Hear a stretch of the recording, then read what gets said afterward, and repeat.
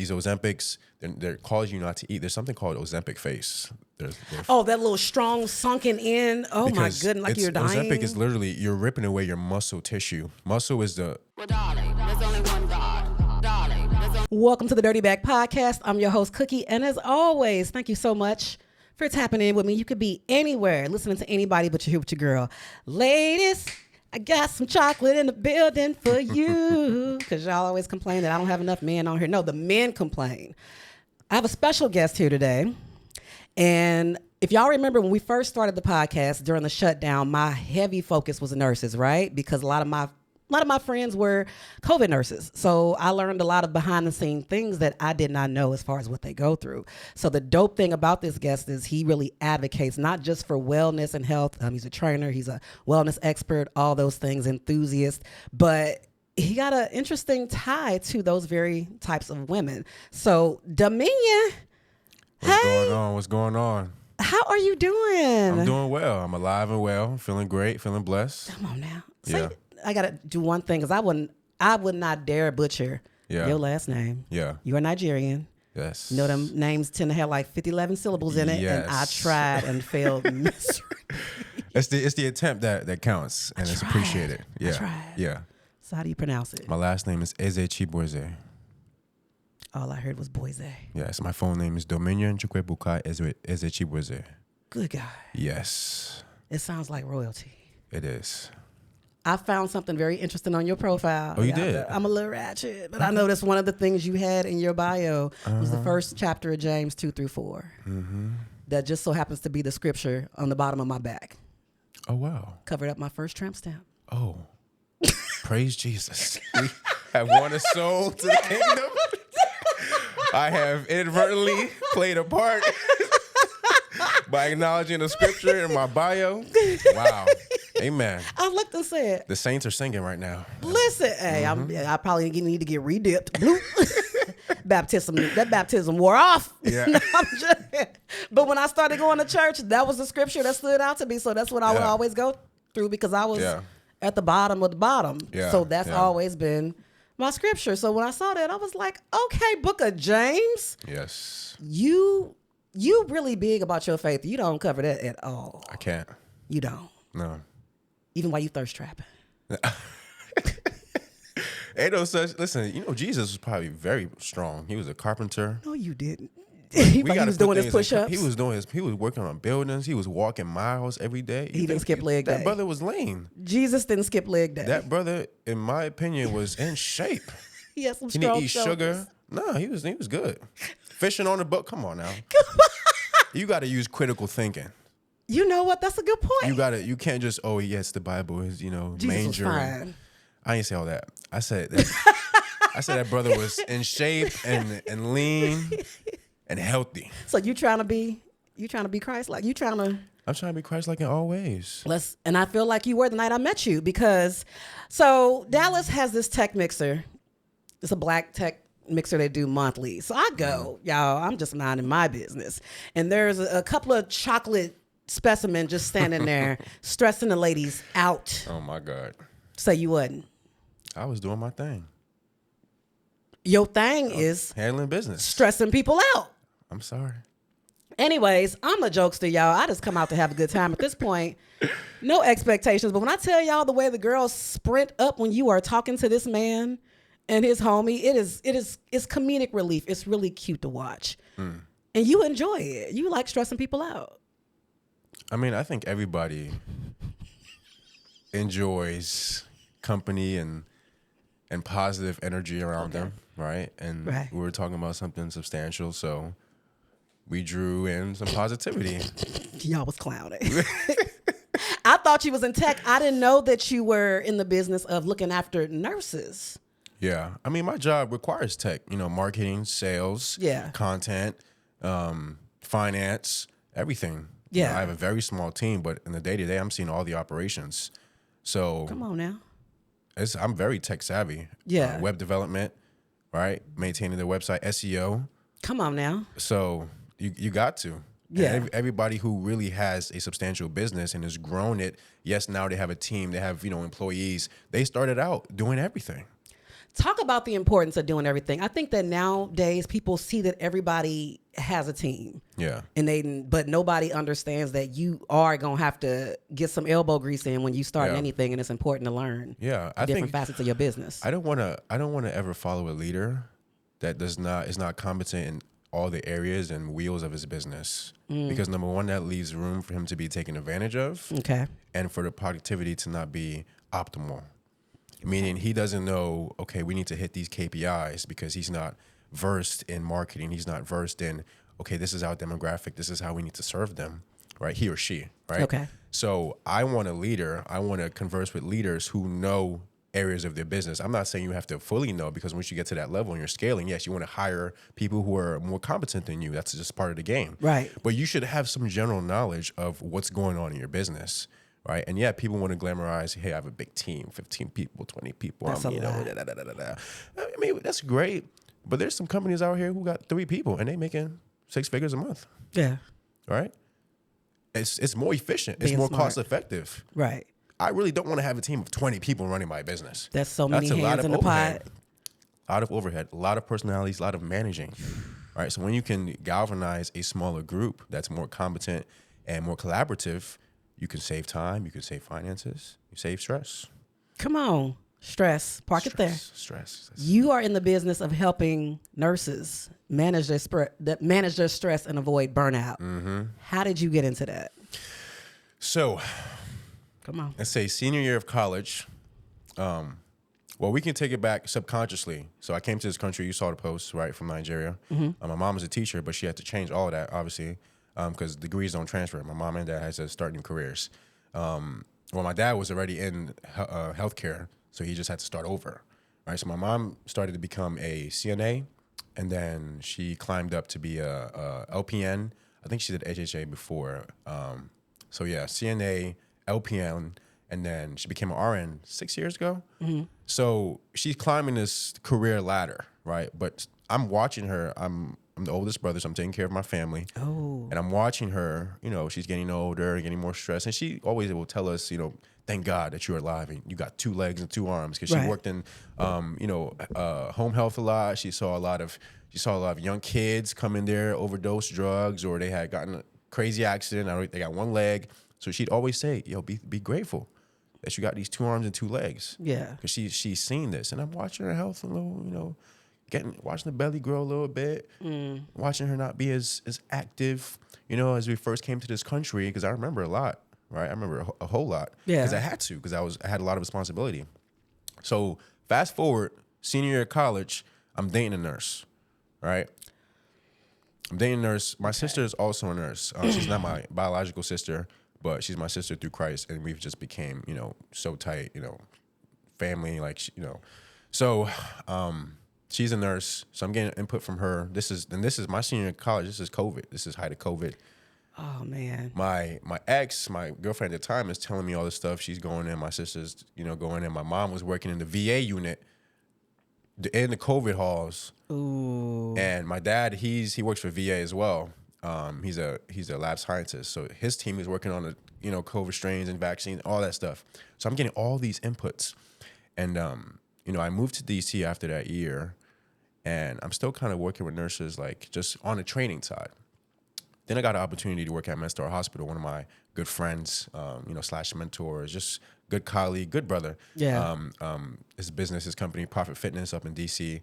His name is Britt Daniels. He connected me with MedStar Hospital, and we brought me onto this contract that they have to train the nurses. So we start doing that. I'm doing that, and I'm doing mobility training, and then that's when I really got into my guided meditation. So I'm involving that within the practice, and then we're starting to collect data as far as okay, these nurses are having more energy now, right? These nurses are coming in on time. They're not as tardy. They're more engaged at work. You rebuilding them. We're like, wait, whoa. This is proof of concept right now. Right. Social proof. Yes, this is not just an idea. This is not just something to make them feel better. This actually working. I'm like, okay. Life events happen. I end up in Dallas. Right. So obviously I'm not with MedStar anymore. Everybody ends up in Dallas. Transplant state. Wait, when did you come to Dallas? 2023, January. Last week of January, 2023. You just came here last year. Yes, I did. Oh, you hit the ground running. I met you shortly after you got here. Correct. Oh, not the way you was. Okay, go ahead. I got Boy, to you move. was acting like you. Okay. I got to move. Yeah, you was moving. It's business to be done. You was moving. I did not know. Yeah. Dang, I thought I was still new. Okay, go ahead. Yeah. Man, you hit the ground. I have to. Damn. Okay. I have to. So yeah, I came to Dallas, and now the program is virtual, and I'm figuring out because I want to have impact. Right, because it's not just nurses in DC suffering; it's nurses worldwide. Yeah. So far, we've been blessed. We've serviced nurses in the UK. We've consulted nurses in Australia. It's bad. Canada's bad. It's bad everywhere. So it's been a blessing to have the program virtual. Yes, there's a lot of challenges. Healthcare organizations don't really want this. C-suite doesn't want this because they don't care about their nurses. They only care about the bottom line and increasing their profits. And that's why I expose all of the corporate greed going on my page. You talked about how you made a comment that this country doesn't have a health. I'm gonna misquote it. I'm trying not to, but there's not really a health. What was it? You said there wasn't. We don't have a healthcare system. We have a sick care system. Okay. Right? Yes. America does not profit off of healthy people. The FDA, the Federal Drug Administration, the Food Drug Administration, they regulate food. They also are in partnership that regulate the drugs. How do we have the food and drugs operating under the same parent? That is not conducive to be healthy. The EU bans over 2,000 toxins and chemicals that cannot be in their food. We allow it.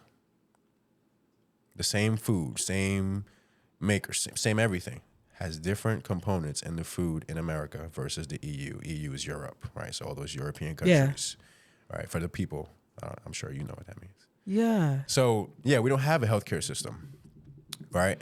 They want you sick because if they really wanted you healthy, back in the 60s, physicians used to prescribe, hey, you have to take 3 fitness classes this week. Yeah. Yeah, that's what they used to do. And our food was healthier too. The food was the same. The chicken is so different. The chicken is scary. The food was far better. The chicken is being is being chemically engineered it's now. Thick. It's not real chicken. It's BBL chickens. It's BBL chickens. Absolutely. And it's a lot of stuff, and it's daunting for a lot of people. Yeah. Right.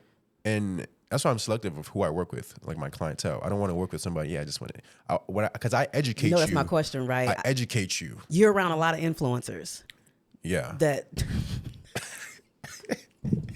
I got to be cautious the next few words. Don't want to get in trouble. I mean, but like a lot of influencers like to get connected to trainers. Yeah. Because you want a certain aesthetic. Yeah. So you say you're selective who you work with. So how do you decide who to work with based off this person is really concerned about health or this person is looking for a certain aesthetic? Like everybody, content, social media, you got to look a certain way. Yeah. So I'm fine with obviously I don't really care about aesthetic. Just my goals are connected to some of the aesthetics. Like I just want to be stronger. I want to be, mobile. I want to have endurance. So that physique will resemble those goals. More women, they care about the aesthetics, which is understandable, right? That's part of your biological nature. You want to have these traits to acquire a man for a product, to provide and to protect you. And these are the traits some guys look for. They want a nice body. Right? That's at the end of the day. Some of us got big backs. We're primitive creatures. We can't deny that, right? Big backs. And we need to unbig those big backs. I go to Popeyes when I leave here. Fuck. But I get what you said. That's the obviously. Yeah. But you say that you're selective. How do you decide that this is not going to be a good fit? I'm about to waste my time. It's a conversation, right? Like I said, I'm overseeing all the operations in the business to acquire clients, new people to work with. We have a pretty rigorous qualifying station. So it's like we'll have several connections. I'm blessed to have some good discernment, right? We have a good framework to ascertain, hey, is this person really wanting to take care of their health because they have a daughter that they want to be more active with, and come on now, they want to live more. They want to be 70 years old and be not without a cane and not having a concoction of pills. Yeah. That's who I want to work with. Got it. Not just I just want a big butt. Everybody want a big butt because that's really superficial. No offense. Do you like them big butts? I'm a man. I like a woman with a big butt. Yes. Okay, so see, that's why everybody want BBLs. It's your fault. But at the same time, if a woman, because let's talk about this. There's a lot of people who look great and are unhealthy, right? I forgot this doctor, but she did a study with Golden State Warriors, and two of their players had underlying crazy health issues. One had was about to be in second stage diabetes, about to get his leg cut off. This is an NBA player making $150 million a year, in shape, abs, everything, aesthetics, everything. And they had to change his diet because he was complaining of, some chronic pain, some numbing. Right? That's some of the signs of like when you get into that stage of diabetes. Numbing like in your fingers or like numbing where? In his feet and his toes, swelling. So these are like signs of. Listen, this is why you got to. Look, I'm up here thinking, like, did I complain about my fingers getting numb better one day? check yourselves, all right? But essentially, it was to prove that, hey, you can aesthetically look great, but have underlying health issues that are detrimental to your mortality. So talk to my ladies then, because everybody we in the era of trying to get snack. Now it's Ozempic, so everybody wants to look skinny. We want our skinny angles. Listen. Thank you for bringing that up. Okay, semaglutides, Ozempics, Wegovy's, Mounjaros. If you don't have diabetes, you're killing people, because as of right now, there's a shortage of these semaglutides for people with actual chemical imbalances with diabetes. Right? All that's doing is making you not eat. We have to remember, food is not just food. Food is fuel. Right. Your body needs 90 to 92 vitamins and nutrients, vitamins and minerals every day to operate. Right. Now, people get sick because they start to lack. They start to have a deficit, and it compounds, right? Dis-ease. The body's in dis-ease. The body, all the stuff that's telling your heart to pump at a certain rate, telling your liver to clean out the toxins at this time, and all these functions that we have, probably millions of functions, it's not being carried on because we're not eating the correct foods, right?